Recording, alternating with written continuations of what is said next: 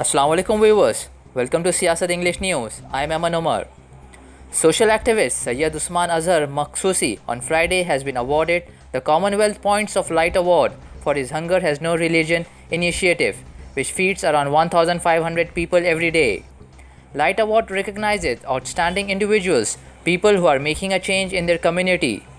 British Deputy High Commission took to Twitter and wrote, "Congratulations Azhar Makhsusi for being conferred with the Commonwealth Points of Light Award for your exceptional voluntary service through Hunger Has No Religion campaign." In turn, 41-year-old Azhar took to Twitter and thanked the British government. Dr. Andrew Fleming, British High Commission of Hyderabad, said, "Azhar's contribution to society is incredible and has meant the difference between meal and no meal for millions." Over 17 lakh rupees of property dues remain unpaid by Telangana Chief Minister K. Chandrasekhar Rao for his official bungalow, the Pragati Bhawan at Begumpet. Though the Greater Hyderabad Municipal Corporation assessed the property tax for Pragati Bhawan since 2018, not a penny has been paid for the bungalow, which has been shown as Chief Minister's campus at Greenlands, Begumpet.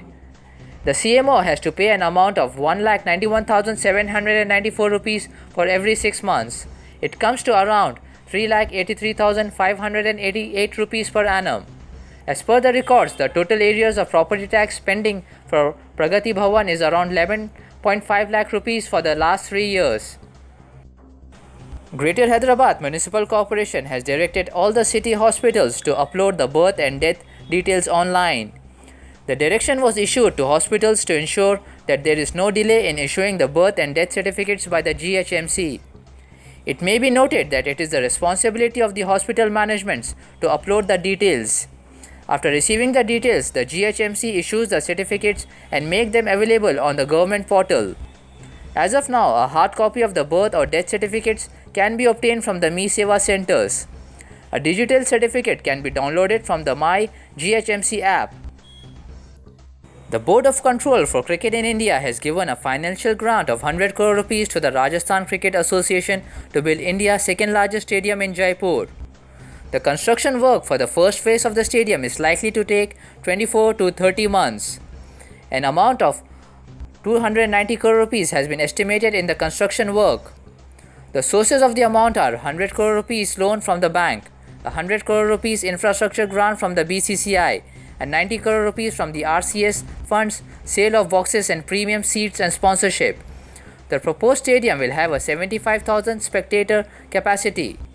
There will be 2 practice grounds, 4 cricket academies, hostels, parking facilities, sports facilities like club, hotel and gym, and will be made of international level.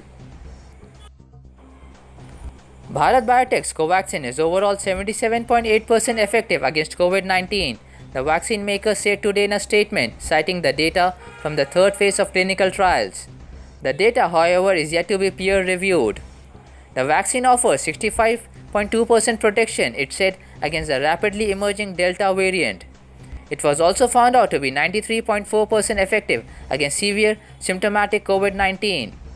Covaxin is a whole virus inactivated vaccine against SARS-CoV-2 developed by Bharat Biotech in partnership with ICMR and NIV Pune.